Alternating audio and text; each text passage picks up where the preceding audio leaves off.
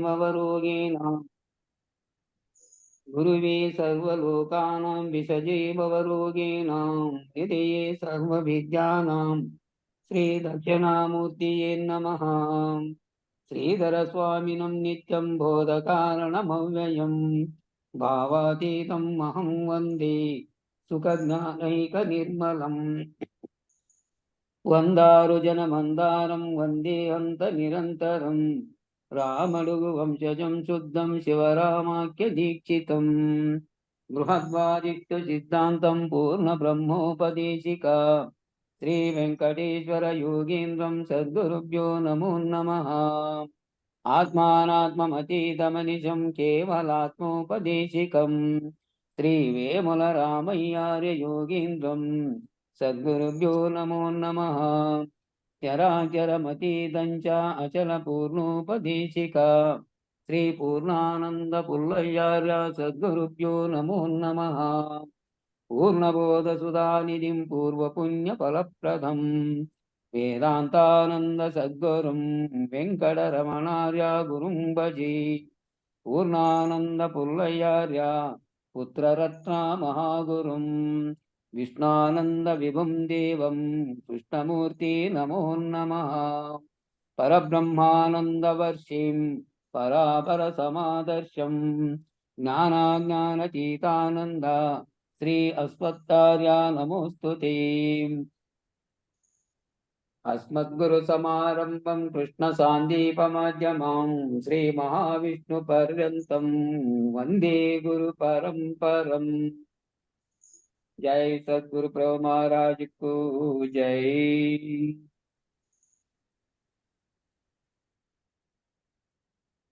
जय गुरुदेव जय।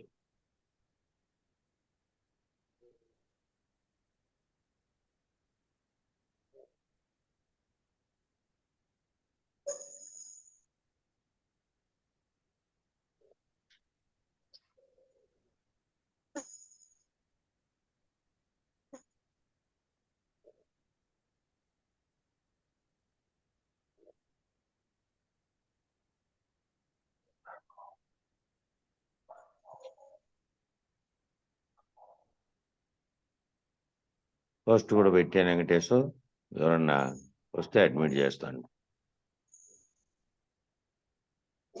అయ్యింది గురుదేవ, చూసుకుంటాం. సరే సరే.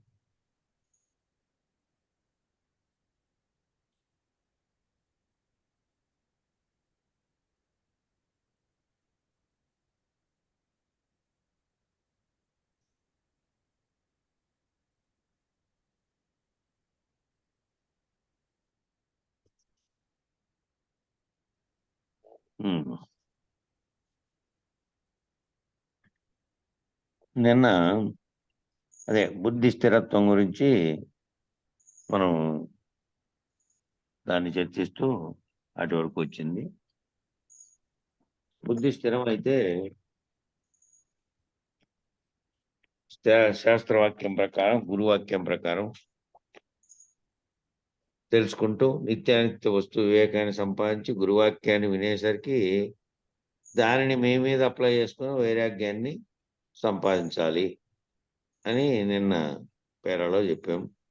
విషయాల పట్ల ఆసక్తి తగ్గిందనుకో, అప్పుడు వ్యామోహం తగ్గితే పూర్తిగా పోలేదు, కానీ కొంత తగ్గింది, కానీ ఎప్పుడో ఒకసారి మళ్ళీ వ్యామోహం చెందే అవకాశం ఉంటుంది. కాబట్టి ఈ తగ్గడం అనేది ఎట్లా సత్సంగం ద్వారా ఆత్మజ్ఞానం మీద ఉపరతి కలిగి దాని మీదనే తితీక్ష పాటిస్తూ ఉంటే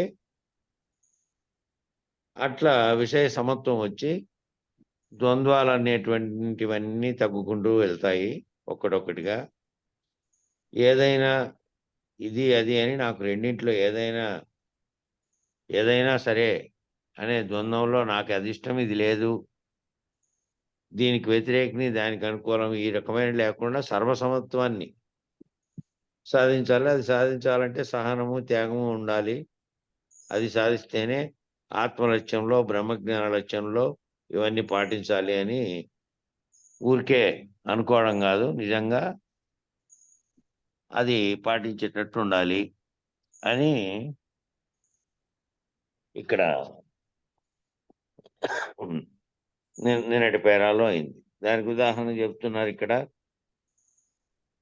అసెంబ్లీలో మంత్రులను తిట్టారనుకోండి ప్రతిపక్షం వాళ్ళు దులిపేసుకొని నవ్వుతూ ఉంటారు. పైకి మాత్రం నటిస్తూ ఉంటారు అట్లా.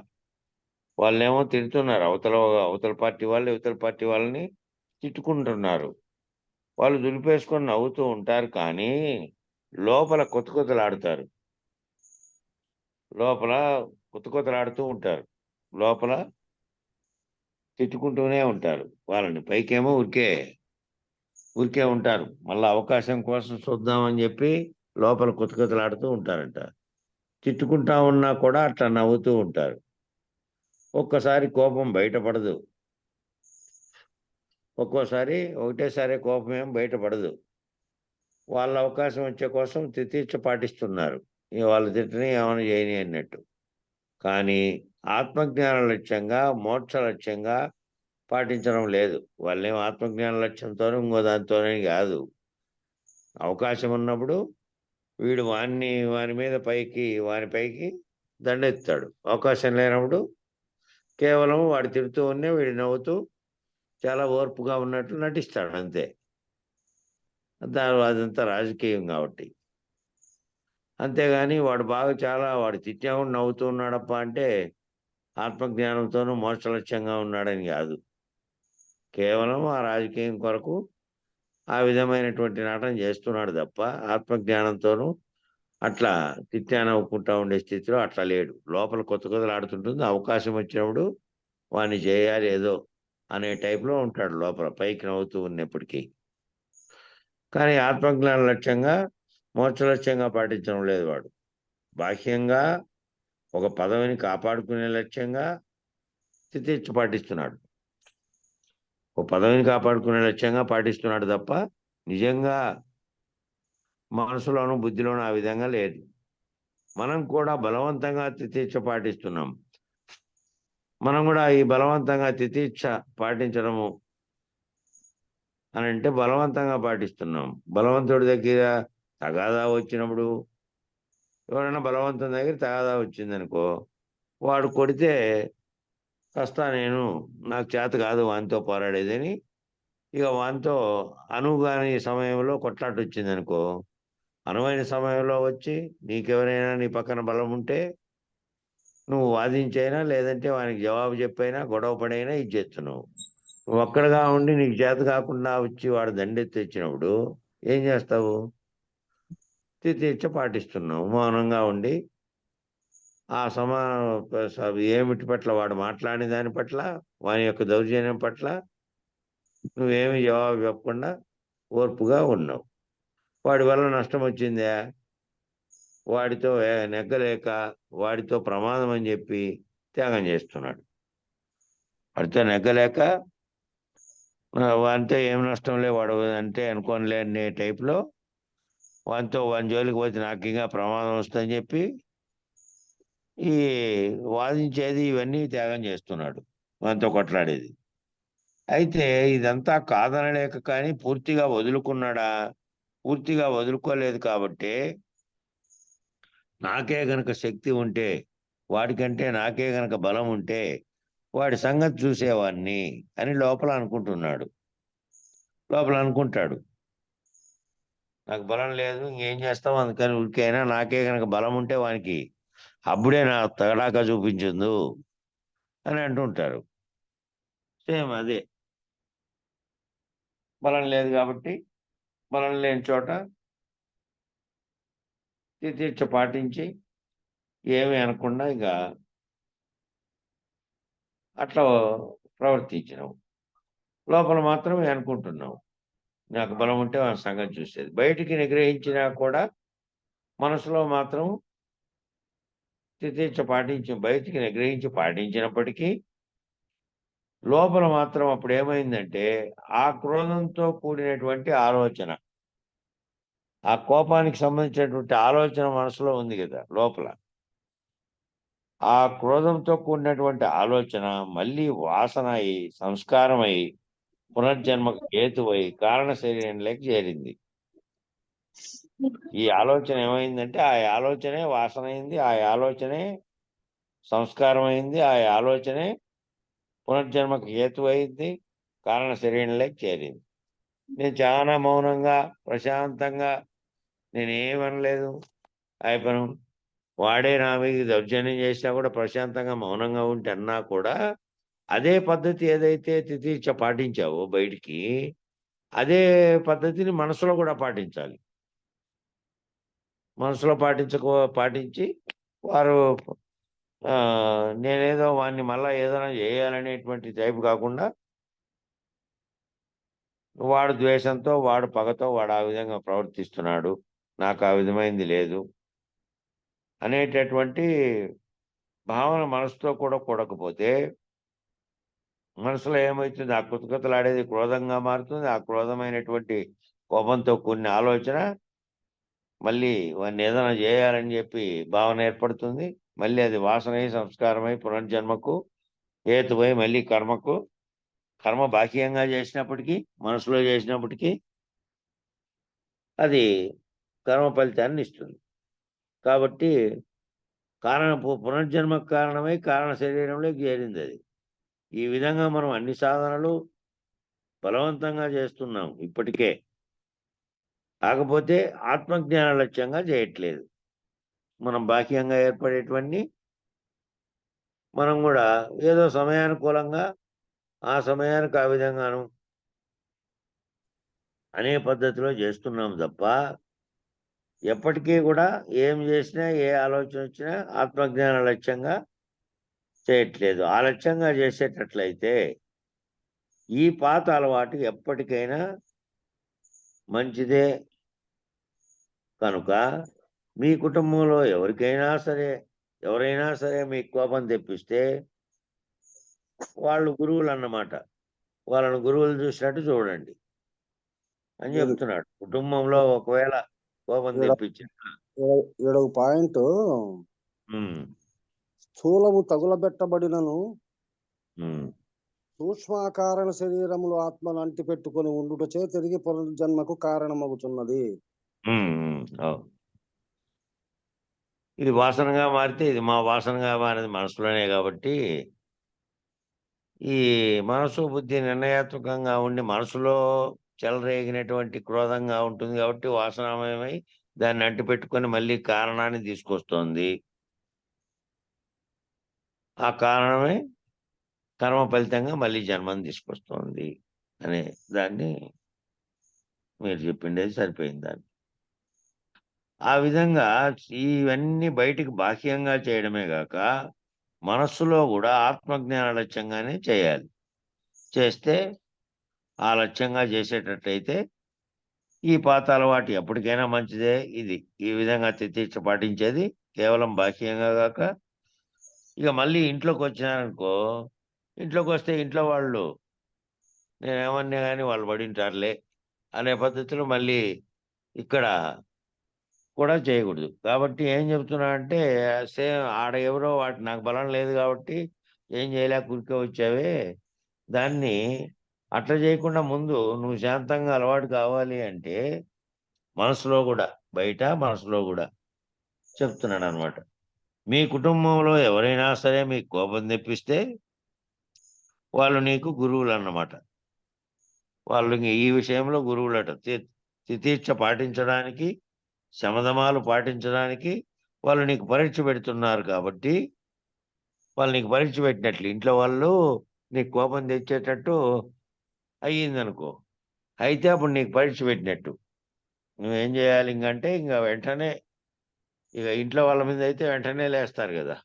అట్లా గాకుండా వాళ్ళే నీకు పరీక్ష పెడుతున్నారు కాబట్టి, వాళ్ళు గురువులక్కట్టు భావించి వాళ్ళను అక్కడ గనక పాటించేది అలవాటైతే, తితిక్ష పాటించడానికి, శమధమాలు పాటించడానికి వాళ్ళు నీకు పరీక్ష పెడుతున్నారు గాబట్టి, దాన్ని పరీక్షలాగా తీసుకున్నప్పుడు, నువ్వు పరీక్షలాగా తీసుకున్నట్టే దాన్ని వాళ్ళెంతైనా కోపం తెప్పించని, నేను మళ్ళీ దాంట్లో స్థిరత్వం కోల్పోకూడదు. బుద్ధి నిర్ణయాత్మకమైనటువంటి శక్తిని కోల్పోయి ప్రవర్తించకూడదు అని గనక నువ్వు దాన్ని పరీక్షగా తీసుకుంటే, అప్పుడు వాళ్ళు గూడా గురువులే ఇంట్లో వాళ్ళు.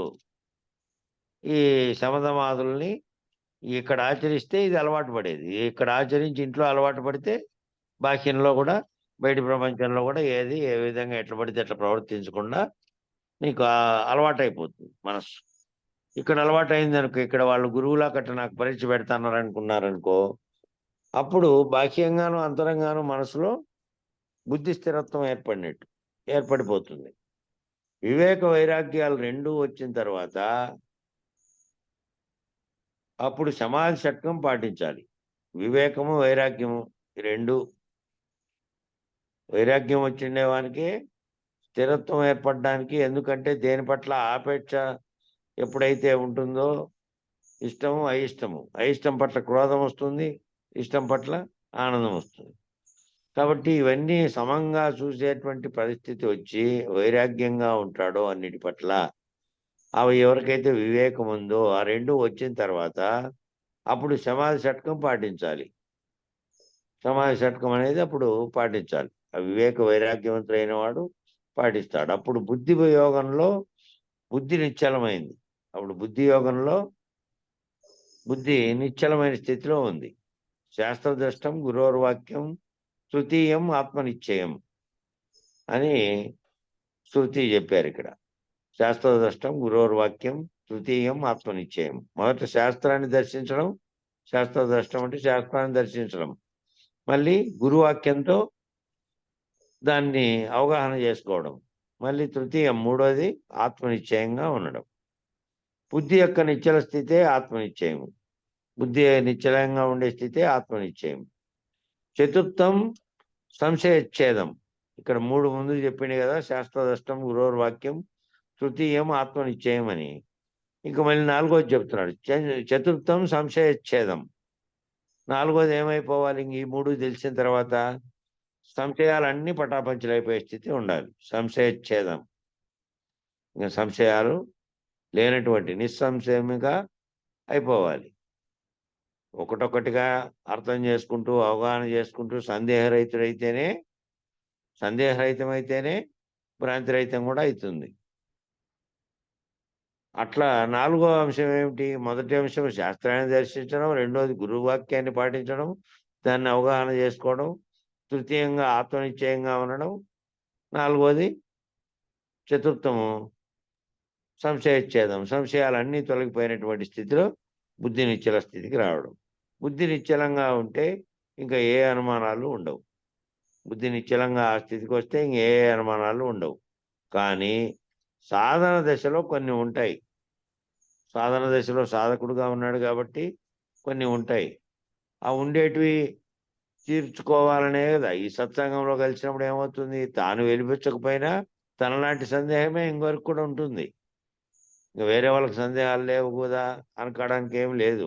కొంతమంది దాంతో పాటు ఉండి గురువుకు సమీపంలో ఉండేవాళ్ళు ఎప్పటికప్పుడు వినుకుంటూ తొలగించుకుంటారు. దూరంగా ఉన్నారు, వాళ్ళు సత్సంగం కలిసినప్పుడు, లేకపోతే గురువు గారు వాళ్ళ ఇంటికి పోయినప్పుడు, వాళ్ళు గురువు గారింటికి వచ్చినప్పుడు ఒక్కోటిగా అప్పుడు సందేహించినటువంటి అంశాలు తెలుసుకుంటూ పోవాలి. లేదా గ్రంథాల్లో విషయాల్లో సందేహం ఉందనుకో, అదైనా సరే. ఇప్పుడేముంది, ఎక్కడో కూర్చున్నా కూడా ఫోన్లు ఇప్పుడు బ్రహ్మాండంగా సమాచారాన్ని చేరవేస్తున్నాయి. ఒకప్పుడైతే చాలా కష్టంగా ఫోన్లు అప్పటికే ఉన్నప్పటికీ, 100 ఏళ్ళ నుంచి ఉన్నప్పటికీ ఇప్పుడులాగా ఈ సెల్ ఫోన్లు ఎక్కడ కూర్చున్నా పనిచేసేటివి లేవు కదా. ఇంట్లో ల్యాండ్లైన్ ఉంటే ఫోన్ ఉంటే ఎవరికో వాళ్ళకి తప్ప వేరేది లేదు. ఇప్పుడు అందరికీ సర్వర్లకు ఉన్నాయి కాబట్టి ఈ ఏదో విధంగా గురువు గారి ద్వారా ఆ అనుమానాలు పూర్తిగా తీర్చుకుంటేనే బుద్ధి నిశ్చల స్థితిలోకి వస్తుంది. కానీ సాధనలో మాత్రం కొన్ని ఉంటాయి. ఈ ప్రపంచం ఒకవేళ నిజమైనదేమో, ఈ ప్రపంచం నిజమైందేమో డౌట్ వస్తుంది కదా. ఎదురుగా కనపడుతుంది కాబట్టి దృశ్య ప్రపంచం నిజమైందే ఇది. మా అమ్మ నాన్న నిజమేనేమో, నాయన అమ్మ ఉన్నారు, వాళ్ళు నిజమే కదా, వాళ్ళు ఉంటేనే కదా నన్ను అన్నారు. నా భర్త నా పిల్లలు కూడా నిజమేనేమో. ఇట్లా మీకు సందేహాలన్నీ వస్తుంటాయి. ఎందుకంటే నేనుండే విచారణ చేస్తున్నా. నేను మా తల్లిదండ్రులు సంకల్పించినందువల్ల పుట్టాను. ఈ ప్రపంచం అనేది నా కంటికి కనబడుతోంది. ఇవన్నీ నిజమేనేమో. ఎవరో మధ్యలో ఏదో అండి శబ్దం చేసి నా భర్త నా పిల్లలు నిజమేనేమో అని అనుకుంటారట. పూర్తిగా అబద్ధమని నేను అనుకోలేకపోతున్నాను. ఇదంతా అబద్ధము, ఇదంతా కలవలే జరుగుతుంది అని వీళ్ళు చెప్తున్నారు వేదాంతంలో. కానీ ఇదంతా అబద్ధమని నేను అనుకోలేకపోతున్నాను అని ఓ సంశయం కలిగింది. శాస్త్రం ఎంత తెలిసినా, గురువు ఎంత చెప్పినా, నీకెంత అర్థమైనా, నీకెంత వివేకమున్నా, ఎంత తెలివైన వాడివైనా ప్రతి వాళ్ళకు కూడా ఇదే ఉపదేశం ఘంటాపథంగా వస్తు నిర్ణయంగా నువ్వు చెప్పగలిగినా, నీ కుటుంబ విషయం, నీ సంసార విషయం వచ్చేసరికి కొంచెం అనుమానం ఉంది. ఇంకా కొంత రజోగుణం ఉంది. గురువుల్లో కూడా కొంత అటాచ్‌మెంట్ ఉంది. గురువులైన వాళ్ళకి కూడా కొంత అనుబంధం ఉందంట. వాళ్ళతో అటాచ్‌మెంట్ ఉందంట. పూర్తిగా ఏం తెగిపోలే. కొందరు శిష్యులను పక్షపాతంతోటి ఎక్కువ తక్కువలుగా చూస్తుండడము. ఇట్లా ఈ విధంగా ఉన్నందువల్ల ఒకరి పట్ల ఎక్కువ ఇష్టము, ఒకరి పట్ల కొంచెం తక్కువ, ఒకరి పట్ల ఏదో చూసి చూడనట్టుగా ఈ విధమైన పద్ధతి ఈ గురువుల్లో కూడా ఉందంట. అట్లాగే ఆ శిష్యుల్లో కూడా ఈ అంతా అబద్ధమని చెప్తున్నటువంటి శాస్త్రము ఇదంతా నిజమేనా? నేను జన్మించడానికి మా అమ్మ నాన్న కారకమయ్యారు. నాకేమో ఎదురుగా ప్రపంచం కనపడుతోంది. అంత చుట్టూ ప్రపంచమే ఉంది. నా భర్త, నా పిల్లలేమో నా వాళ్ళుగా నాకు కనపడుతున్నారు. ఇదంతా పూర్తి అబద్ధమని నేను అనుకోలేకపోతున్నా అనే సంశయం వాళ్ళకొచ్చినట్టుగానే, వాళ్ళు సాధనా స్థితిలో ఉన్నారు కాబట్టి సహజమే వాళ్ళకొచ్చేది.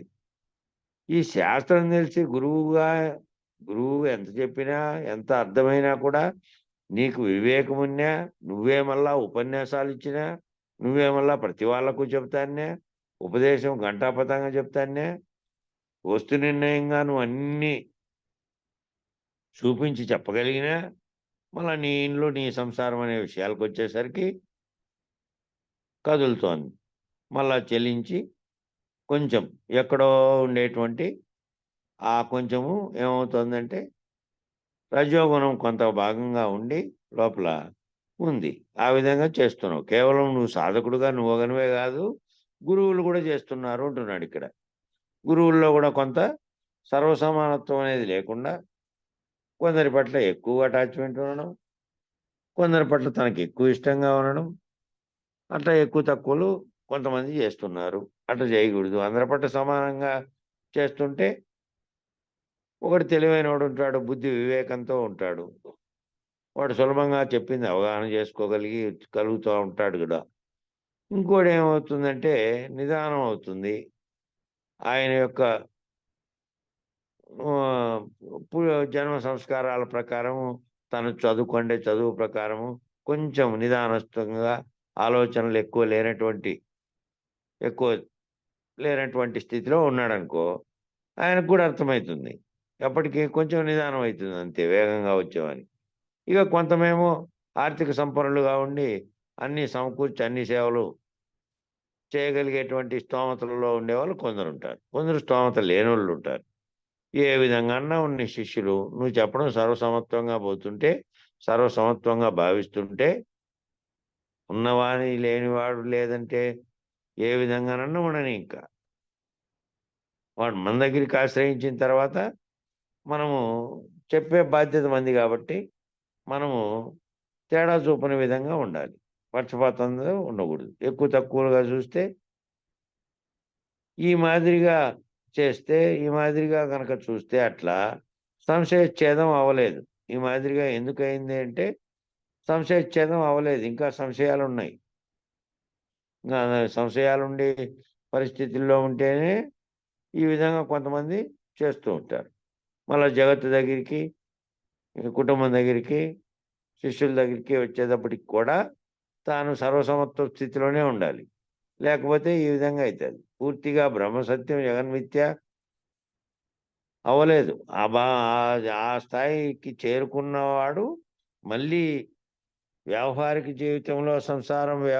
జీవితంలో మిత్రులు, స్నేహితులు, శిష్యులు ఎవరు ఏ విధంగానన్నా గానీ మళ్ళీ వ్యావహారిక జీవితంలోకొచ్చేటట్టు వచ్చినప్పుడు దాంట్లో నుంచి దిగిరారాదు.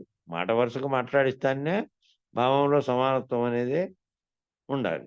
ఎవరితో వేదాంతంలో లేనోళ్ళతో మాట్లాడినప్పటికీ కూడా పూర్తిగా బ్రహ్మసత్యం జగన్మిథ్య అవ్వలేదు. ఉపాధికి సంబంధించింది, స్వభావాలకు సంబంధించింది, గుణాలకు సంబంధించింది, విషయాలకు సంబంధించింది ఎంతో కొంత ఉండటమే సంశయం. ఈ సంశయం అనేది ఏంటి అంటే, సంశయం ఏ రకమైన సంశయం? ఏదో ఒకటి ఈ నాలుగింటిలో ఉపాధికి సంబంధించిందన్నా ఉంటుంది, లేదా స్వభావానికి సంబంధించిందైనా, లేదంటే గుణానికి సంబంధించిందైనా, లేదంటే విషయాలకు సంబంధించిందైనా, దీనిలో ఏదో కొంత ఎంతో కొంత సంశయం ఉంటుంది. ఉండటమే సంశయం. పూర్తిగా లేకపోవడమే సంశయచ్ఛేదం. ఇవన్నీ అప్పటికప్పుడు ఉన్నప్పటికీ, ఒక్కొక్క రకమైన స్వభావం ఉన్నప్పటికీ, స్వభావరీత్యా వేరుగా ఉన్నప్పటికీ, ఉపాధులు ధరించి ఉపాధులకు సంబంధించి వేరువేరుగా ఉపాధిలో ఉన్నప్పటికీ, ఆ ఉపాధి దానికి సంబంధించి కానీ, స్వభావానికి సంబంధించి కానీ, గుణాలకు సంబంధించి కానీ, లేదంటే విషయాలు నీకు ఆల్రెడీ అనుభవపూర్వకంగా ఉన్నటువంటి విషయాలు, ఆ విషయాల్లో వచ్చిన అనుభవము, ఇవన్నీ ఎన్ని ఉన్నా కూడా వీటి పట్ల ఎంతో కొంత పూర్తిగా ఇవన్నీ వీటన్నిటినీ గురువాక్యం ప్రకారం విన్నది అంతాను కేవలం కళలో వచ్చిందని, కళలో రకరకాలైనవన్నీ వచ్చినాయి. దీనికి సంబంధించి ఇప్పుడు 4 అంశాలు, ఈ అంశాలన్నీ కళలో వచ్చినాయి అనుకుందాం. ఏ రకంగా వచ్చింది? స్వభావరీత్యా భేదం ఉన్న వాళ్ళు, ఉపాధికి సంబంధించినటువంటి భేదాలు, గుణాలు, విషయాలకు సంబంధించినవన్నీ కూడా వచ్చినాయి అనుకో కళలో. కళ మేల్కొన్న తర్వాత కళ లేదు, కళ సత్యం. మరి జాగ్రత్తలో ఉన్నాం, జాగ్రత్తలో ఉండి చర్చిస్తున్నాం, జాగ్రత్తలో ఉండి చదువుతున్నాం, జాగ్రత్తలో ఉండే శాస్త్రాన్ని మళ్ళా దానికి అనుసంధానించి గురువాక్యాన్ని ఇదంతా చేస్తున్నాం జాగ్రత్తలో ఉన్నప్పుడు కూడా. మరి జాగ్రత్తలో ఉన్నప్పుడు ఇవన్నీ చేస్తుండి, చెప్తుండి, విచారిస్తోండి, మళ్ళీ ఒక్కోసారి ఈ దీంట్లో ఈ భావనలో లేకుండా మనసులో కానీ, లేదా మన దీంట్లో కానీ ఒక్కోసారి ఆ మార్పు అనేది ఏదైతే ఈ సంశయంగా ఉండడం, సంశయం పూర్తిగా సంశయచ్ఛేదం అయితే మళ్ళీ రాకూడదు. ఇది జాగ్రత్తలో జరుగుతున్నది కూడా పగటి కళ లాంటిది. అది రాత్రి జరిగింది కళ. ఇది సుదీర్ఘంగా పగటి కళ. మళ్ళీ నువ్వు ఎక్కడ పోయినావు, ఏమైనావు, నిద్రావస్థలో ఏమైంది, శరీరాన్ని విడిచి ఇంకో శరీరం లేకపోయింది, ఎక్కడ పోయినాయి ఇవన్నీ ఈ భావనలు? ఖాళీగా నిద్రపోయినానుకో, నిద్రపోయినప్పుడే పోయిందనుకో ఊపిరి. ఎక్కడ పోయింది అది? ఇంకా నిద్రలోంచి రాలే. ఆ నిద్ర దానితోనే సమానమై అట్లే పోయింది. ఎక్కడో అది పోయింది. దాంట్లో ఉన్నటువంటి చైతన్య స్థితిలో ఉన్నటువంటి చైతన్యం ఉపసంహరింపబడింది. అప్పటి వరకు అయితే ఆ ఉన్నటువంటి అధిష్టానంగా ఉండే ఆత్మ పోయి దాని యొక్క ఉపాధి గతమున ఏదైతే కర్మ ఫలితం ఉందో దాని ప్రకారం పోయింది. పోతే ఇక్కడ పోయినాయి నువ్వు, ఇవన్నీ ఏమైనా ఎక్కడ లేవు, అక్కడ లేవు, ఇక్కడ లేవు. కానీ ఈ ఈ గురు శిష్యులు ఆ వేదాంత పరంపరలో ఉన్నవాళ్ళు ఆల్రెడీ నిర్ణయాత్మక స్థితిలోకి వచ్చి ఉంటారు కదా. ఇది మళ్ళీ సందేహం వచ్చి మళ్ళీ ఇది నిజమేమో, అది నిజమేమో అనడానికి వీలు లేకుండా జాగ్రత్తలో జరుగుతున్న సర్వము కూడా ఈ సర్వము లేనిదే, ఇదంతా కలవంటిదే. ఇంకా ఏమైనా సందేహం ఏమిట్లో ఉన్నా ఆ గురువుగారి దగ్గర సందేహరహితుడుగా ఉండి నిస్సందేహంగా మారకుండా అప్పుడప్పుడు మళ్ళీ సంశయాలు కలిగి దాంట్లోకి పోతే మళ్ళీ బయట బాహ్యంగాను భావనలోనూ తను చెప్పేది అంతా ఒకటే అయినా కూడా మళ్ళా ప్రవర్తనలో దీంట్లోకి వచ్చినప్పుడు మళ్ళీ కదలికలో మార్పు వస్తుంది. అదే సంశయచ్ఛేదం కాలేదన్నట్టు అవుతుంది. అప్పుడు ఈ సంశయం కనుక పోతే పంచమం ముక్తిదాయకం. 5వది. 4 చెప్పింది కదా ఇంతకుముందు. శాస్త్రదృష్టం అంటే శాస్త్రాన్ని దర్శించడం, గురువాక్యం అంటే గురువాక్యాన్ని పాటించి దాని అంతరార్థం ప్రకారం ఉండడం, తృతీయం ఆత్మనిశ్చయం అంటే ఆత్మ బుద్ధి నిశ్చయం స్థితిలో ఉండి దాంట్లో నిశ్చయం కావడం, 4వది సంశయచ్ఛేదం. ఇప్పుడు ఇక్కడ 5వది చెప్తున్నాడు. ఈ 5వది ఏంటి? 5వది కనుక ఈ 4 కనుక అయిపోతే 5వది ఏమవుతాడు? పంచమం ముక్తిదాయకం. ఇక మళ్ళా మొత్తం సర్వసందేహాలు నిస్సందేహం అయిపోతే ఇక ముక్తిదాయకంగా ఉంటాడు. మళ్ళీ రాదు ఇంకా. ఆ ఆలోచన, ఆ సంకల్పమే రాదు. నేను భ్రమిస్తున్నాను, నేను అదంతా వింటున్నాను, కానీ ఇది నిజమేనేమో, జగత్తులో నేనున్నాను కాబట్టే విచారం చేస్తున్నా, నేను పుట్టాను కదా, మాకు తల్లిదండ్రులు ఈ విధంగా వాళ్ళు జన్మకు ఇచ్చారు కాబట్టి నేను పుట్టాను, నా ఎదురుగా ప్రపంచం ఉంది. ఇవన్నీ మళ్ళీ ఏమవుతాయి అంటే, జగత్తు మొత్తంగానే మిథ్యగా వచ్చినటువంటి జగత్తు లేకుండానే మాయ చేత కల్పించబడింది. సృష్టి అనే సంకల్పం ఏదైతే కలిగిందో మొదట, ఆ సంకల్పాన్ని ఆసరా చేసుకొని ఆ బ్రహ్మ సమీపానికి ఏది మాయ అనేది చేరి, ఆ మాయ ఇవన్నిటి కల్పించి ఈ సకల సృష్టిని బ్రహ్మ చేసినాడని బ్రహ్మ మీద ఆరోపణ చేసి బ్రహ్మ మీద తాను అన్నిటినీ ఆడిస్తోంది అని అట్లా సర్వము గురువాక్యం ద్వారా సర్వ సంశయాలు ఛేదమైపోయిన తర్వాత ఇంకా మిగిలేది ఏంది? అన్ని పోయినాయంటే ఇంకా పంచమం ముక్తిదాయకం.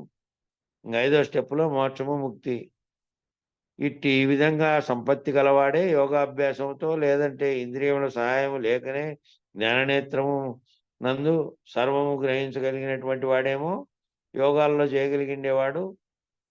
ఈ రకమైనటువంటి ఈ 5 ఆ యోగాభ్యాసంతో చేయగలిగే వానికైనా సరే, దాని ద్వారా పోయి అట్టు గురువుని ఛేదించేవాడైనా సరే, ఈ రకమైనటువంటి 5 లేకపోతే ముక్తి పొందలేడు. ఇట్లా కనుక ఉంటే ఈ యోగాభ్యాసంతో ఉండేవాడైనా ఇంద్రియముల సహాయము లేకుండానే జ్ఞానపీఠం నందు సర్వము గ్రహించగలిగినటువంటి స్థితిలో ఉంటాడు. అప్పుడు దానికైనా కూడా గురువు ఉండాల్సిందే కానీ, అప్పుడు ఇంద్రియాలను ఉపసంహరించావు, ఇంద్రియాలను అప్పుడు ఉపసంహరించినావు. అయితే ఇంకేం కనపడుతుంది నీకంటే ఇంకేమీ కనపడదు. అప్పుడు జ్ఞాననేత్రం అనేది ఒకటి ఉంటుంది, అది తెలుసుకుంటుంది. జ్ఞాననేత్రం ఎప్పుడు పనిచేస్తుందంటే నిర్విషయ స్థితిలో, నిశ్చల బుద్ధి స్థితిలో, నీకు ప్రపంచమే మనసుకు తోచని స్థితిలో, తోచిన దాని మీద ద్వంద్వాతీత స్థితిలో ఉన్నప్పుడే నీకు ఆ జ్ఞాననేత్రం తెరుచుకుంటుంది.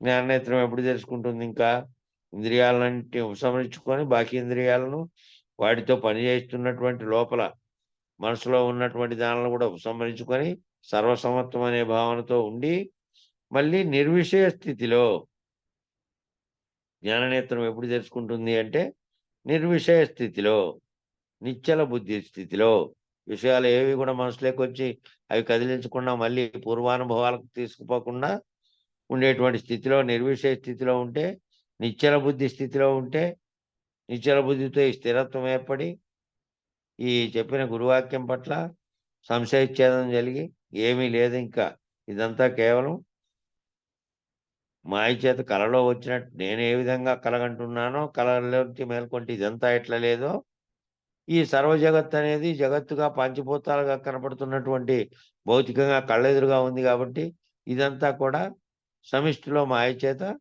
కల్పించమని జగత్తు. అందులో వచ్చినటువంటి కళలో వచ్చిన ఆ కళలో, సమిష్టి కళలో వచ్చినటువంటి వాన్నే నేను, నా తల్లిదండ్రులు, ఈ సర్వస్వం అంతాను.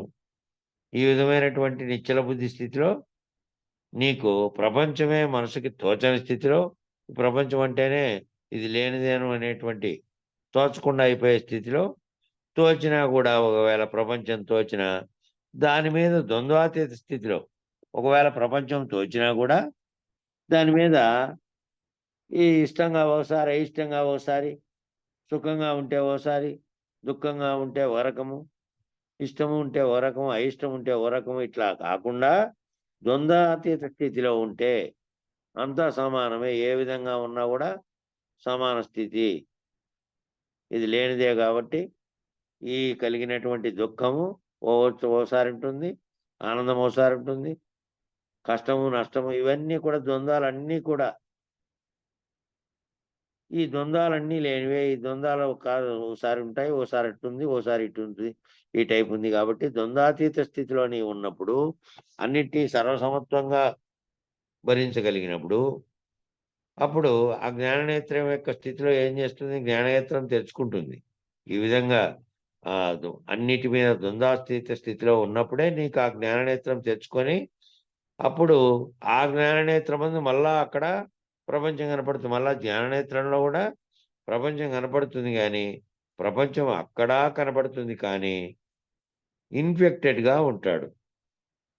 అన్ఇన్ఫెక్టెడ్గా ఉంటాడంట. ఇన్ఫెక్టెడ్ కాదు, అన్ఇన్ఫెక్టెడ్గా ఉంటాడు.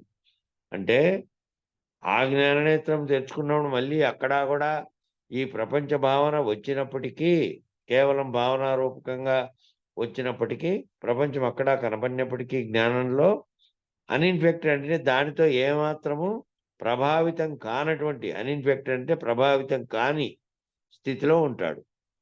దానితో ప్రభావితం కాదు. ఇదంతా తాను కలగా భావించేశాడు కాబట్టి ఇదంతా కళ్ళగా భావించాడు. తన ముందున్నటువంటి అంతకుముందు లక్షలాది జన్మల్లో తన ముందున్నటువంటి తానే పుట్టి చూసినప్పటి జరిగినవి ఏవీ లేవు, ఎవరూ లేరు, అవన్నీ పోయేటివే. ఇదంతా కేవలము నేను దాంతో తాదాత్మ్యం చెందడం వల్ల కనిపించినవే. జగత్తు కానీ, జగత్తులో జరుగుతున్న భావనలు కానీ, నా మనసులో వచ్చే ఆలోచనలు కానీ దానితో తాదాత్మ్యం చెందకుండా ఉంటే ఇవేవీ లేవు అనేటువంటి బుద్ధి నిర్ణయ స్థితిలో ఉండి విలక్షణంగా ఉంటాడు, సాక్షిగా ఉంటాడు, అఖండంగా ఉంటాడు. అశరీర గురుమూర్తి అంటే ఈ పద్ధతిలో ఉంటాడు. జ్ఞాననేత్రంలో తోచబడుతున్నప్పటికీ ప్రపంచం అనే భావన లేనిదనే భావనతోనే ఉంటాడు. దాంతో ఏమి ఇన్ఫెక్ట్ కాడు, అన్ఇన్ఫెక్టెడ్గా ఉంటాడంటే దాంతో ఏమీ తాను ఏ విధంగా ప్రభావితం కాకుండా ఉంటాడు. దాంతో అది ఉన్నప్పటికీ, ఆ విధంగా వచ్చినప్పటికీ అఖండంగా ఉంటాడు, అంటకుండా ఉంటాడు. జగత్ దీంతో అంటకుండా ఉంటాడు. సకల పాప కార్యములలోనికి మనస్సుని ప్రవేశింపనీయక శాస్త్రముల యందు తెలుపబడిన పుణ్యకర్మలు చేయుచు ఫలమును ఆపేక్షించక నిష్కామ కర్మగా చేయాలి. సకల పాప కార్యములలోకి మనసును అనవసరంగా, మనసేం నువ్వు కంట్రోల్ చేయలేవు. ఏ విధంగా అదేది శరీరాన్ని అయితే శరీరం ఈ చోటే కూర్చోవాలప్ప, కట్టేసినామనుకో ఇక్కడి నుంచి లేవకుండా అట్లే కూర్చుంటుంది. కూర్చోమంటే మనసు అనేది ఏం చేస్తుంది, శరీరంలాగా అట్లా కూర్చో అంటే కూర్చోనేదో, కట్టేస్తే ఊరికే ఉండేదో కాదు కదా. ఇది శరీరంగా, ఇదేమో భౌతికంగా కనపడేది, అదేమో చైతన్యంగా ఉండేది. అది కాబట్టి అది ఏం చేస్తుంది, ఇక్కడే కూర్చొని ఎక్కడో జరిగే కార్యాలు లేకపోతుంది, ఎక్కడో జరిగే విషయాలు లేకపోతుంది, ఎక్కడో జరిగేటువంటి గతంలోకి కానీ ఇంకా ఎక్కడో జరుగుతున్నట్లుగా ఊహించి కూడా పోతుంది. జరిగిండేటివే కాకుండా జరగబోయేటి ఊహించి కూడా ఎక్కడెక్కడో కార్యాలు లేకపోతుంది. కాబట్టి ఏ పాపకార్యాల్లోకి నీ మనసుని ప్రవేశింపనీయక, పాపకార్యాల్లో కేవలం మనసు ప్రవేశించినా సరే నేనేమో ఆ పాపం చేయలే కదా ఊరికే అనుకున్నానంటే పోదు. మళ్ళీ నువ్వు అనుకున్నట్లు కూడా దానికి కూడా కర్మ ఫలితం ఉంటుంది. కాబట్టి మనసును దానిలోకి ప్రవేశింపనీయక శాస్త్రముల యందు తెలుపబడినటువంటి పుణ్యకర్మలు చేయొచ్చు.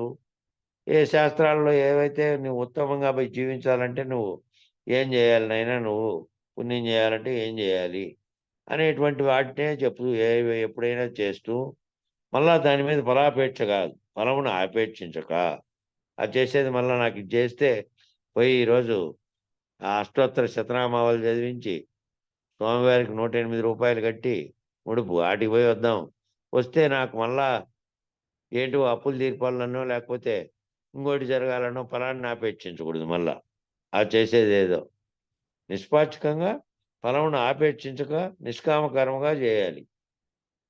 తీర్థయాత్రలకు వెళ్ళమని గురువుగారు ఒకసారి చెప్పిన అది విహారయాత్ర, వినోదయాత్ర అవ్వకూడదు. తీర్థయాత్రలకు అనేదానికి పోయినావు, తీర్థయాత్రలకు పోయినప్పుడు ఏమవుతుందంటే ఆ ప్రదేశంలో ఒక పవిత్రంగా ఒక మూర్తిని పెట్టి ఎక్కడో గుడి కట్టిండే చోట కానీ ఇంకో చోటకు కానీ తీర్థయాత్రలకు పోయినావు. పోయినప్పుడు కూడా లక్ష్యం ఏముండాలి అంటే ఆ లక్ష్యంతో చూడాలి. భౌతికంగా కనపడుతున్నటువంటి అక్కడ కనపడేటువంటి అక్కడ చాలా ఆహ్లాదంగా ఉండేటువంటి అన్నీ కల్పించుంటారు కదా. విహారయాత్రకు వస్తారు కాబట్టి వీళ్ళంతా జనాలను ఆకర్షించేటివన్నీ పెట్టింటారు ఆడ.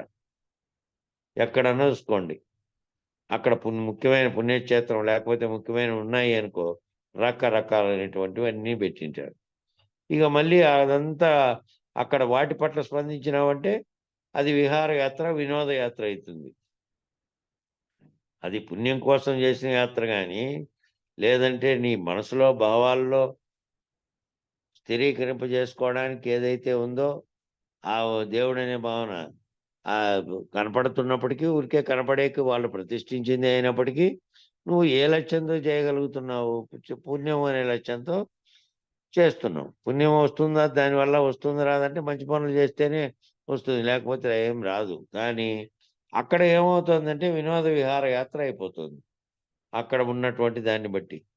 ఆ స్థల పురాణాన్నో, స్థల మహత్యాన్నో తెలుసుకొని, లేకపోతే దాని గురించి ఏదైనా పురాణం ఉంటే, ఆ క్షేత్రం ఏదైతే ఎక్కడైతే నువ్వు పోయినావో ఆ క్షేత్రం, దాని యొక్క మహత్యాన్ని తెలుసుకొని ఆనందపడాలి గానీ, అటువంటి ఉపరతితో ఆ దర్శనం చేసుకోవాలి గానీ, అప్పుడు ఆ విధంగా చేస్తే భక్తి పెరుగుతుంది తప్ప, వినోద విహారయాత్రలాగా చేసొచ్చినారంటే ఏం పెరుగుతుంది? ఏం పెరగదు గదా!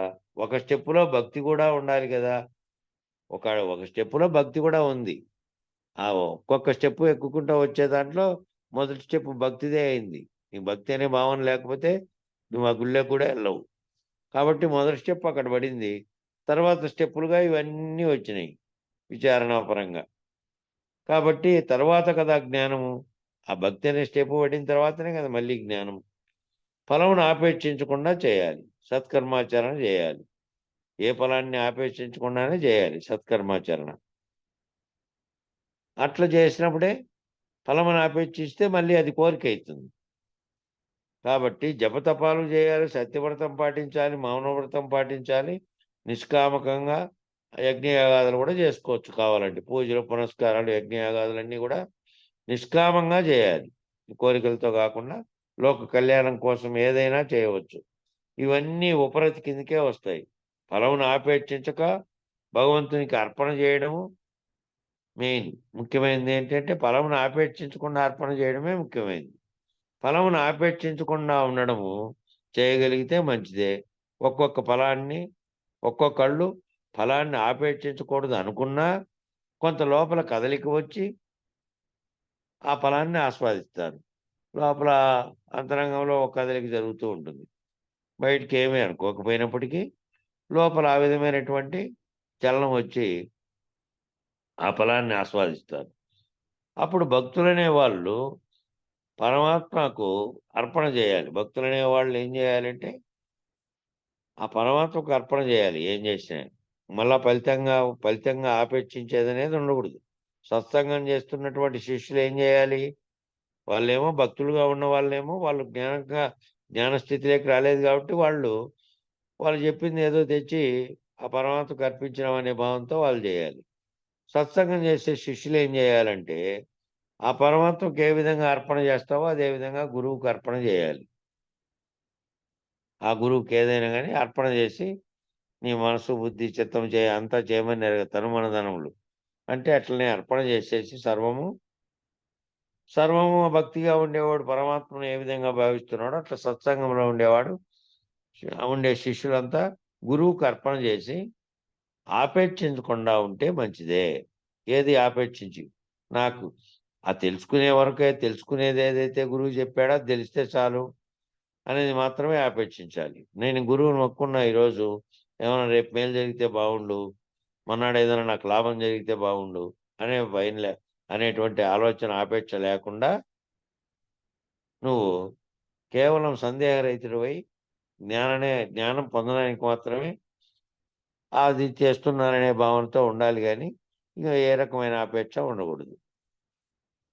ఆపేక్షించకుండా ఉంటే మంచిదే. కొంత చలనం కలిగి సాధనలో ఆపేక్షించడం అనేది 100కి 100 పాళ్ళు కాకుండా 70-90% మాని మిగతాది మళ్ళీ సంగత్వం చెంది ఉంటే, ఆ సంగత్వం చెందాననే సంగతి నీవే సాక్షిగా తెలుసుకుంటే, ఆ సంగత్వం వలన వచ్చినటువంటి అనుభూతిని గురువుకి, ఇష్టదైవానికి అర్పణ చేయాలి. సాధకుడుగా ఉన్నప్పుడేమో చేస్తున్నప్పటికీ 70-60-70%గా నీకంతా అర్థమైపోయినప్పటికీ మళ్ళీ కొంచెం వస్తుంటుంది సాధనలో. ఆ విధంగా చేసినప్పటికీ 100కి 100 పాళ్ళు కాకుండా 70-80% అదంతా మానేసినా మళ్ళీ కొంచెం ఉంటుంది కదా మిగతాది. అది మళ్ళీ కనుక ఒకవేళ సంగత్వం చెందుతా ఉంటే, ఆ సంగత్వం చెందానే నేను అనే ఆలోచన నీకు గనక నేనేంటి ఇట్లా ఇప్పుడు దాకా నేను ఈ విధంగా భావించి మళ్ళా నా మనసు ఏంటి ఇట్లా బీగుతుంది అనే ఆలోచన నీకు వచ్చాను ఎప్పుడన్నా. నేనేమిటి మళ్ళా సంగత్వం చెందుతున్నానే, పక్కకు బీగుతోంది అటు ఇటు అనే భావన నీకు వస్తే, ఆ సంగతి కనుక నీవే గనక సాక్షిగా తెలుసుకుంటే, ఆ సంగత్వం వస్తున్నటువంటి ఆ 30% ఆ సంగత్వాన్ని కూడా అట్లా వచ్చినటువంటి నీ అనుభూతి ఏదైతే ఉందో దాన్నంతటినీ కూడా ఆ ఇష్టదైవానికి అర్పణ చేసేయాలి. గురువే ఇష్టదైవముగా భావించి నువ్వు అర్పణ చేసేయాలి. ఆ సంగత్వం ఆ సాధకుడుగా ఉన్నప్పుడు వస్తున్నటువంటి ఆ కొద్ది శాతం సంగత్వాన్ని కూడా, అయ్యో! నాకేంది ఇటువైపు ఆలోచనలొచ్చినాయి. ఇది కూడా గురువుకి అర్పించి గురువు ఆలోచనలోనే ఉండాలి. ఆ చెప్పినటువంటి వాక్యం యొక్క అంతరార్థాన్ని గ్రహించి దాని ప్రకారం నేను ప్రవర్తనలో మార్పు చేసుకోవాలి. మనసు ఇటు పీకినందువల్ల పక్కకు పోతోంది. మళ్ళీ కొంత శాతమని తెలుసుకోగలిగి అది కూడా అర్పణ చేసేయాలి.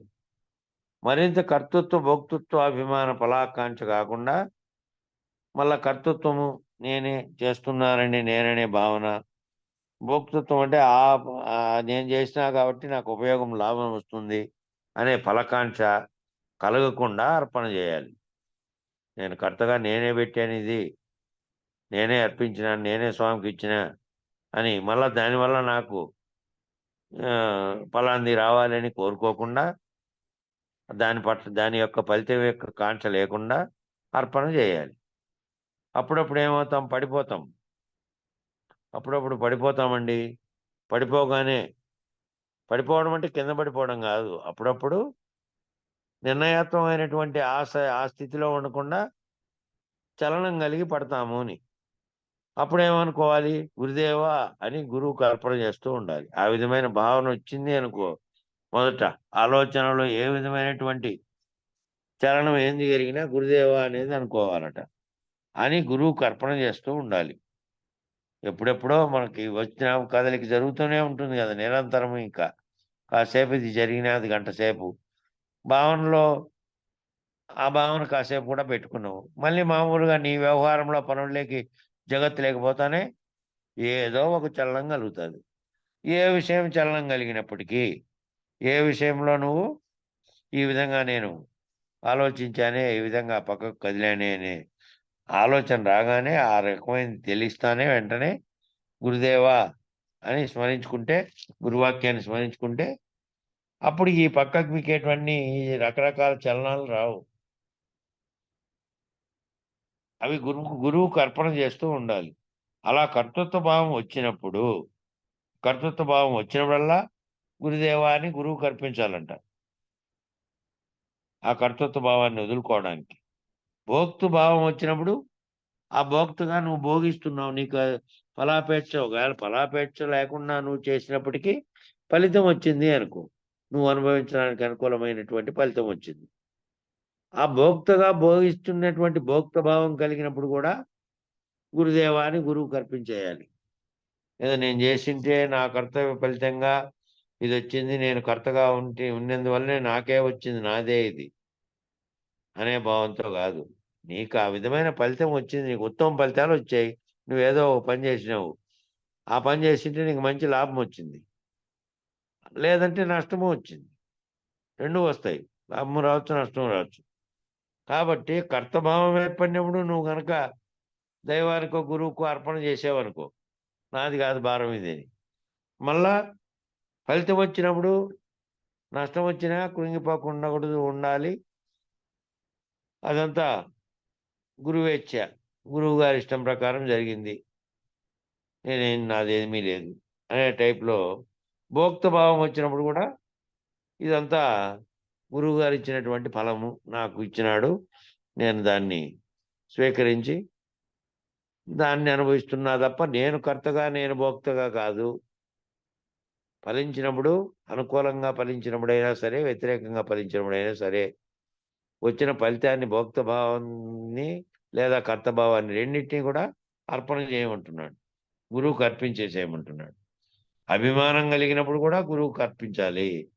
నీ మీద, నీకు శరీరం మీద, ఇతరత్రా ఉన్న ప్రపంచం మీద, దేని మీద కలిగినప్పుడు కూడా ఆ అభిమానం అనేది మళ్ళీ అహంకారంగా మారుతుంది. కాబట్టి అభిమానం కలిగినప్పుడు కూడా గురువుకు అర్పించాలి. ఫలం మీద నీకు కాంక్ష కలిగినప్పుడల్లా గురువుకు అర్పించాలి. ఫలం మీద నీకు ఏ కాంక్ష కలిగినా కూడా దాన్ని గురువుకు అర్పించాలి. అలా గురువునో ఇష్ట దైవాన్నో పెట్టుకొని వారిపై శరణాగతి అనేది పెట్టుకుని ఆ శరణాగతిని యోగ పద్ధతిలో పెట్టుకోవాలి. పెట్టుకుంటే శరణాగతి మాట వరుసకు కాదు. శరణాగతి అనేది ఊరికే మాట వరుసకు కాదు.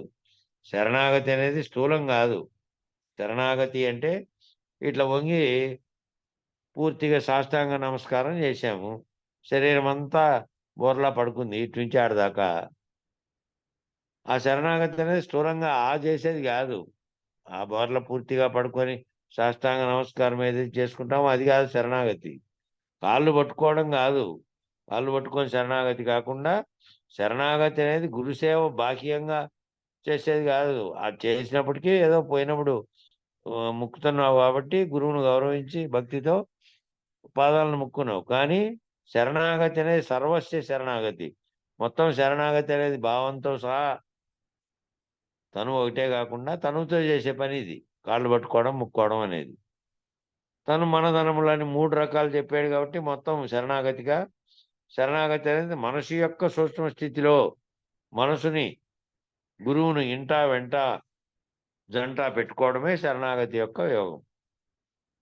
ఆ శరణాగతి అనేది ఏ విధమైన దీంట్లో ఉండాలంటే, సూక్ష్మ స్థితిలో ఉన్నటువంటి నీ మనసుని గురువు ఇంటా వెంట జంట పెట్టుకోవడమే. మనసు ఎప్పుడు కూడా ఇక్కడెక్కడికైనా నువ్వు ఏ వ్యవహారం చేస్తున్నప్పటికీ, ఎక్కడున్నప్పటికీ, బాహ్య ప్రపంచంలో ఉన్నప్పటికీ, విషయాల్లో ఎక్కడ ఉన్నప్పటికీ ముందు ఏం చేయాలంటే మనసుని శరణాగతిగా పెట్టుకుంటే ఈ మనసులోకి ఇవన్నీ దూరవు.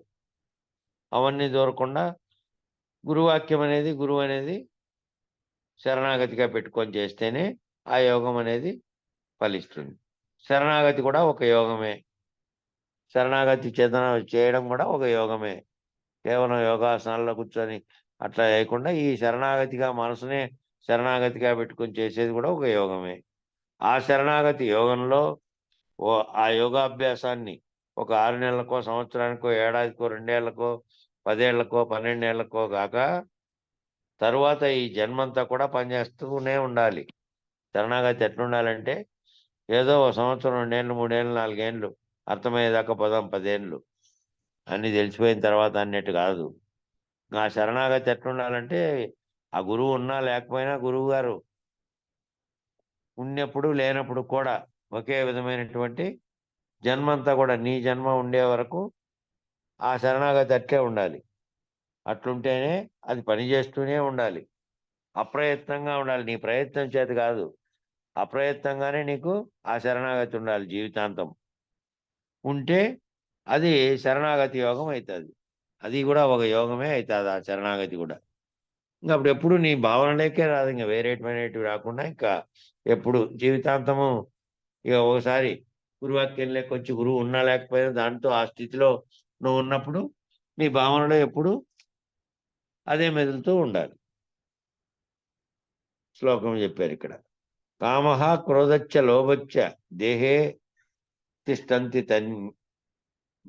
తిష్టంతి తస్కరా జ్ఞానరత్తాపహారాయ తస్మాత్ జాగ్రత్త. 2 సార్లు చెప్పాడు జాగ్రత్త అని. కామ, క్రోధ, లోభ అని ఇట్లాంటి 6 దొంగలు ఉన్నారు. అరిషడ్ వర్గాలు అనే పేరుతో మన శరీరంలో ఉన్నటువంటి దొంగలు ఇల్లు. 6 దొంగలు శరీరంలోనే ఇక్కడే మనలోనే ఉన్నారు. అవి ఏమిటి అంటే, ఒకటి కామము అంటే కోరిక, రెండోది క్రోధము అంటే కోపం, మూడోది లోభము అంటే పిసినిగొట్టుతనం. తనకు కావాల్సిన అవసరాలకు కూడా ఖర్చు పెట్టుకోడు, ఇంకా ఎవరికన్నా అవసరం ఉందే అయ్యో అని కూడా పెట్టడు. ఇక మోహం, కాంత కనకాలపై ఉండేటువంటి తీవ్రమైన ఇచ్చ, బంగారం మీదో, సొమ్ము మీదో, డబ్బు మీదో, లేదంటే స్త్రీ మీదో, లేదంటే స్త్రీలైతే పురుషుల మీదో, ఏ విధంగా ఉన్నా కూడా మోహం. ఇది తీవ్రమైనటువంటి ఇచ్చ, తీవ్రమైనటువంటి ఇష్టము, కోరిక. ఇక మదము, ధనము, విద్య, రూపము, అధికారము, తపస్సు, బలము, కులము, యవ్వనము అనేటువంటి అష్టమదములు 8 రకాలైనటువంటి నేనే గొప్ప, నేను అని, నాకున్నది ఇదంతాను అనేటువంటి భావనతో ఉండేటువంటి మదాలు. ఇవన్నీ చాలా మందికి ఉన్నాయి. ఇవన్నీ ఈ 6 రకాలైనటువంటి ఇవి చెప్పాడిక్కడ. ఈ అరిషడ్ వర్గాలన్నీ మనలో ఉన్నాయి. ముందు అవి పోగొట్టుకుంటే తప్ప నీకు నిశ్చలతత్వం రావాలంటే ఎట్లొస్తుంది? ఇంక నిశ్చలత్వం రావాలంటే రాదు. ఇవి ఉంటే రానే రాదు. ఎందుకంటే ఒకరి పట్ల అసూయ ఉంటుంది, ఒకరి పట్ల ఇష్టం ఉంటుంది, ఒకరి పట్ల ద్వేషం ఉంటుంది, ఒకరి పట్ల కోపం ఉంటుంది, ఒకరి పట్ల కోరిక ఉంటుంది. ఇట్లా వేరు వేరేటివన్నీ కలుగుతానేటివన్నీ నీలోనే ఉన్నాయి కాబట్టి నీకు ఇవన్నీ ఉన్నాయి. ఇంక నా మతం గొప్పది, నా కులం గొప్పది, నిష్పక్షపాతంగా ఉండాల్సిన చోట అట్లా లేకుండా నాది గొప్పది, నా కులం గొప్పది లేదంటే ఈ ఈ రకంగా నిష్పక్షపాతంగా ఉండాల్సిన చోట కులమతం ఉన్నవాడు ఎట్లా ఉంటాడు? మావాడు తప్పు చేసినా మావాడే రైట్ అనే స్థితిలో ఉంటాడు. ఎప్పుడైతే కులపక్షపాతమో, మతపక్షపాతమో లేదంటే ఏ రకమైన పక్షపాతమో ఉందనుకో నీకు, ఇంక అయిపాయే భావం. ఇక వాడు తప్పు చేసినా సరే తప్పును ఖండించే స్థితిలో నువ్వు ఉండవు. తప్పును ఖండించే స్థితిలో ఉండవు. అట్లుంటది. ఏదో పంచాయతీకి పిలుచుకుపోయారంట ఆఖరి 2 పలికిన ఆయన్ను. ఈ పిలుచుకొని పోయిండే వాళ్ళదే తప్పని చెప్పాడంట పోతానే. ఆ విషయం వింటానే ఆడ చెప్తానే, ఏందప్పా నువ్వు బంధువని పిలుచుకొచ్చుకుంటే మేము మాదే తప్పని నిరూపించిపోతివే. అంటే మీరు తప్పు అయినప్పుడు ఇంక తప్పు కాబట్టి పశ్చాత్తాపం చెందితే ఇది పొరపాటయింది అని గ్రహించుకుంటే చేయరు. ఇక తప్పు నీది ఉన్నప్పుడు తప్పు కాదని ఎట్లా చెప్తావు అని అన్నాడంట. అట్లా పక్షపాతంగా ఉన్నారనుకో, చెప్పలేని స్థితి ఉందనుకో, మొహమాటం వచ్చిందనుకో, ఇక మళ్ళా నిష్పక్షపాతంగా నువ్వు వ్యవహరించలేవు. కాబట్టి ఈ రకమైనటువంటి కులం పట్ల గాని, లేదంటే దేని పట్లైనా సరే నువ్వు పక్షపాతంగా వ్యవహరించినావంటే ఇక ఇదే విధంగా మాట్లాడతావు. కాబట్టి తప్పొప్పులు తెలుసుకునే స్థితిలో, నిర్ణయించే స్థితిలో నువ్వు ఉండవు. మావాడు తప్పు చేసినా మావాడే రైటు. ఇతర కులస్తులు మంచి చేసినా కూడా వానిదే తప్పు అని తప్పులు ఎతుకుతారు. ఇంక తన కులస్తుడు తప్పు చేసినా ఎవరు మాత్రం చేయడం లేదులే, అందరూ చేస్తున్నారు కదా అని మళ్ళా సమర్థిస్తారంట. ఇట్లా ఇది కులమదం. నీకు నిజమైన మేలు చేసే వాళ్ళ వైపు వెళ్లకుండా, నీకు నిజమైన మేలు ఎవరి వల్ల ఉంది అని వాడు మిత్రుడు, వాడు ఉత్తమమైనటువంటి వాడు, నీకు నిజమైన మేలు చేసేవాడు. అంతేగాని కీడు చేసినా సరే వాడు మావాడు అనే పద్ధతిలో, మా కులం మా మతం అనే పద్ధతిలో పోతే ఇంక అప్పుడు నీకు పక్షపాతంగా ఉన్నట్లే, కులమదము ఇట్లాగే ఉన్నట్లే. అలాగే అష్టమదాలు కూడా ఉన్నట్టే. మిగతా మదాలన్నీ కూడా ఈ విధంగా పక్షపాత బుద్ధితోనే కలుగుతాయి ఏవైనా కూడా అవి. అంధకార రూపమైనటువంటి దురహంకారము. ఈ అంధకారం అనేటువంటి దానికి దానికి రూపం ఏం కనపడదు. అంధకారం అనేది మనం చీకటిగా బయట ఎట్లాగా బాహ్యంగా కనపడతామో అదే విధంగా అంతరంగంలో ఉండే చీకటి ఏంది అంటే ఈ అహంకారమే అంతరంగంలో ఉండేటువంటి చీకటి. అంధకారంగా ఉండేటువంటి అంధకార రూపమైనటువంటి దురహంకారం. దురహంకారం ఏం చేస్తుంది అంటే అంధకారాన్నే కలగజేస్తుంది. మొత్తం లోకం అంతా చీకటిగా ఉంటే నీకు ఏ వస్తువు కూడా, నీ ముందున్నది కూడా ఏ విధంగా కంటికి కనపడదో ఆ విధంగా దురహంకారం ఉండేవాడికి ఏమవుతుంది అంటే అంతా లోపలంతా అంతరంగం అంతా చీకటిమయమే అయిపోతుంది. ఇంకా చీకటే ఆ చీకట్లోంచి బయటపడలేడు. అంధకార రూపమైనది ఆ దురహంకారం అనేది. అది వదులుకోకుండా ఉంటే ఏ అనుమాత్రమైనా కూడా ఉండకూడదు. దురహంకారం అంటే కేవలం వాళ్ళందరికంటే నేను గొప్పని భావించడమో, దురుసుగా ఉండడమో ఇది ఒకటే కాదు. నేను అనే భావన ఏ రూపంలో వచ్చి నేను నా ఉనికిని చాటుకోవాలి, నా ఉనికి వాళ్ళు గుర్తించాలి అనే భావన కూడా అహంకారమే. అది ఏమవుతుంది? అది అట్లే పెరిగి పెద్దయి దురహంకారంగా మారుతుంది. నా ఉనికిని చూపుకోవాలనే ఆలోచనే మళ్ళీ తీవ్ర రూపం దాల్చినప్పుడు దురహంకారం అవుతుంది. మోహం ఎక్కువై పోయినప్పుడు ఏమవుతుందంటే, ఆ మోహం ఎక్కువైపోయినప్పుడు ఇక దాని మీద చింత ఏర్పడుతుంది, గుబులైపోతుంది. గుబులైపోతుంటే చింత కలుగుతుంది. ఇంకా దేని పట్ల అయితే నువ్వు మోహించుతావో ఇక అది ఆ వస్తువు నాకు దక్కాలనే ఆలోచన, ఆ వస్తువు గురించే నిరంతరము చింత. నాకు కావాలి అది, నాకు చెందితేనే నాకు ఆనందం అనే టైప్లో దేని పట్ల మోహం చెందుతావో దాని పట్ల కోరికతోనే ఉంటావు. అదే చింతగా మారిపోతుంది. టైం 1 నిమిషమే ఉంది కాబట్టి మళ్ళీ పేరా లేకపోతే అది ఎక్కువ ఉంది. అది రేపు ఆ పేరా నుంచి మొదలు పెడదాం. మంగళం చెప్పండి. జై సద్గురు ప్రభు మహారాజుకు జై. జయ మంగళం నిత్య శుభమంగళం, జయ జయ మంగళం మహోత్సవ మంగళం. శ్రీకరం వైనట్టి ఓంకార పీఠమున ప్రాకటంబుగారికి భానునకును ఏకముగ వెలిగేటి యాజ్ఞవల్కి మరియు జోకతో రాజరుచి జనకపతికి జయ మంగళము నిత్య శుభమంగళం, జయ జయ మంగళం మహోత్సవ మంగళం.